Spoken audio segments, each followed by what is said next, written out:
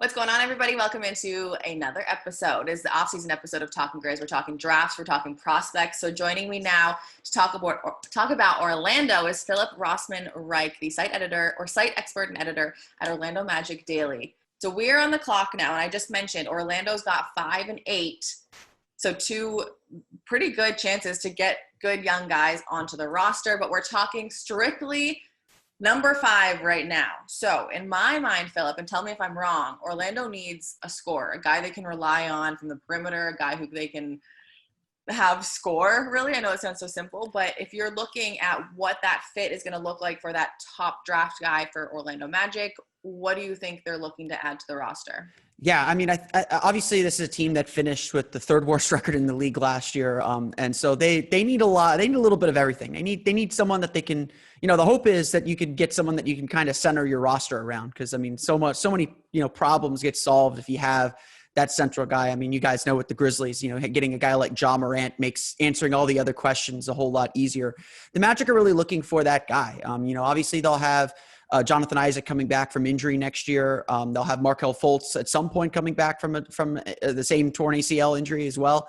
And those are 2 guys that, are very good players and starter caliber players, but the Magic aren't really sure if those are kind of star guys, the guys that you can truly build a roster around. And so, the number one thing that I think the Magic need to come out of with the 5th pick especially is just the most talent they can find. I mean, this is a team that just needs talented, good players to kind of start building around as they kind of refigure the roster out after the trades at the trade deadline. Now, Markelle Fultz wasn't the Orlando Magic pick, but he was a top pick in the draft. So obviously just some really bad luck on his part. He will be coming back eventually from that injury. Do the Magic look to find someone to go and partner with him and move forward? Or do they look really, like you said, like someone who's like a Ja Morant who could kind of overtake that Markelle spot? Yeah, I mean, I think that's one of the key questions the Magic are asking. I mean, we'll get into who the Magic pick with the 5th pick in the mock draft here, but let's say Jalen Suggs is available at 5. I mean, I think Jalen Suggs is kind of a combo guard, and while you're seeing throughout the league that the teams can play multiple guards at the same time, and the Magic are set to do that with. When Markelle Fultz comes back, they also have Cole Anthony. They also have RJ Hampton. They have some young guys that they want to develop. But, I think a key question that they'd have to ask themselves if Suggs is on the board is, well, is Jalen Suggs actually better than Markelle Fultz? And I think that's a question that is fair to ask. And I think that's a question that's going to be fair to ask up and down the roster as they try to figure out how to kind of fit these pieces together. I'm still very high on Markelle Fultz, but the thing about Markelle Fultz too is, his clock is ticking a little bit. He signed a 3-year extension last year before his injury. This is the first year of that extension, and the 3rd year of that extension is a team option. So the Magic gave themselves some cover. So, I think that the Magic are invested in Fultz. I think it would take a lot for them to say, no, Fultz isn't our guy anymore. But they also have a quick escape hatch if they need to get out from him. And if a point guard's the best guy on the board, and whether he can play with Fultz or not, I think talent is going to win the day for this team. I think so too, especially with 2 top 10 draft picks. Like it's really a great opportunity for the team to build, especially with that young core that you were talking about. So before I get to who you would actually pick, let's talk about just a few of the top options that they're looking at. So obviously Suggs was one of them that you said could potentially fit in with this roster. Who are the other, who else are the Magic hot on right now?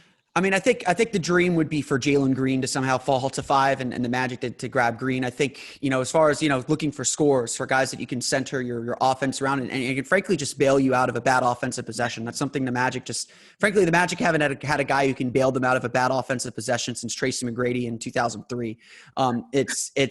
I mean, Dwight Howard was good, but they were always searching for a perimeter guy to kind of get them out of trouble. And, Hedo Turkoglu certainly did that in the 2009 playoffs. They tried Vince Carter, but they never really found a guy that could a perimeter guy, at least, that could really center their offense around. So Jalen Green, I think is kind of the top of that. I think one of the big debates in this draft for whoever's, for Houston at 2 and maybe even Cleveland at 3 is, do you pick Evan Mobley, the kind of center, the versatile center that seems to fit this new wave of centers, or do you take Jalen Green, who's more of a perimeter-based player? In my estimation, the perimeter-based guys are more important. If you're trying to start from scratch, you need a perimeter guy. You need a guy who can score. off the dribble. The other guy that the Magic are certainly going to be looking at too, kind of on the back end of that, is Scottie Barnes from Florida State. He's a point forward type. He's kind of a point forward type player. He could defend all, 1 through 4 essentially at Florida State. They often put him on point guards, and Florida State, kind of tends to depress players' stats in college because there's such an egalitarian system, and Leonard Hamilton does such a good job coaching that team. So, Barnes is certainly someone, he's got all the measurables, he's got all the skills, he needs to shoot better, but I think he's like 6'8", like 7'2" wingspan. Great. Exactly. Passer. Exactly. Yeah. He fits the profile guy, but the guy that I'm sure everything's going to be centering around is kind of Jonathan Kuminga too, like a similar type of build. So athletic. So athletic. Able to get to the basket. He has an NBA ready body, which is really difficult to find in young guys. I thought he played really well in the G League bubble until his injury. That kind of slowed him down toward the end. I definitely think, like, especially with Green and Kuminga, I think teams were targeting them and trying to really test them as veteran professional players tend to do with young rookies. But I was really impressed with Kuminga and his ability to get to the basket, ability to score. And while I think he's kind of fallen off that group of 4, I still think he's an incredibly talented player. I know some people believe that he might end up being the best player in this draft. He's just got a little bit longer of a runway to get there. Yeah, I think that too. I've seen a lot of things talking about he's probably like the best, like, pure athlete in the draft. And I think what you said, like, his body is like ready, right? Like, he's young, but he's ready. He's like 210 already. The big thing is, do you see him being a good wing defender, like in the NBA? That's the question. He's got the body to do it. It's going to be about his commitment and his willingness to do that. And that's something you have to kind of suss out in this interview process. And in this part of the draft is trying to figure out who the person is and whether he has the makeup to do that. I think, certainly if the Magic brought him in, they'd want him to be a scorer too. And that's ultimately where he thinks his future is. And I know one of the criticisms of him is he tended to settle for mid-range jumpers, which he's not particularly good at this point, and get stuck. And so you got to figure out if that investment now will lead to dividends later, or if this is a guy that's always going to think that he's maybe a bigger player than he is. And obviously that's something you got to figure out in this interview process, which a lot of it happens behind closed doors. So, we'll know what that decision is on July 29th. Okay, let's talk about July 29th then. Perfect segue. So I'm going to put up the mock draft right now for everyone at home watching. That means that Cade Cunningham is gone, Jalen Green, Evan Mobley, and Jalen Suggs have all been chosen in our mock draft. So you are on the clock now for the number 5 pick for the Orlando Magic. You are GM. Right now, for the next minute, who are you drafting in that number 5 spot? Obviously, I think that's how most people have the draft going. So I've always considered this a 5-player draft.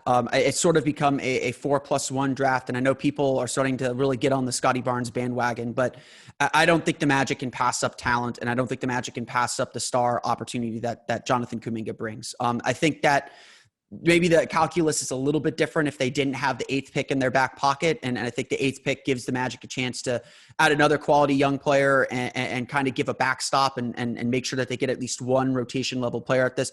But this is the point where the Magic need to take a swing. They need to go get a star. They need to be willing to take a little bit of a gamble to make sure they get a guy that can, not transform the franchise, but a guy who has clear all-star potential. And to me, that's still Jonathan Kuminga. My opinion on this draft hasn't changed.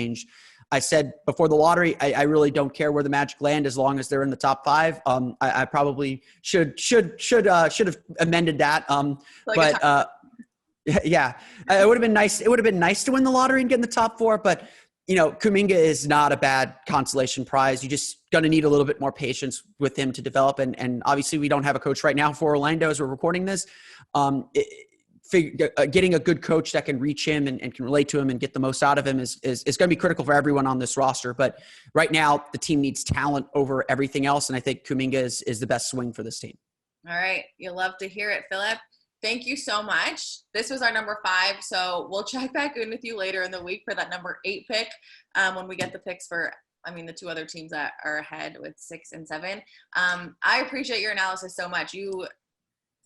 I'm excited. I'm excited for the end of the month. I'm excited for what Orlando, like you said, coach, you got 2 big picks. Everyone's coming back from injury. I feel like it's going to be a good year for the Magic. And just need to get through it healthy after last season. That's really goal number 1 at this point.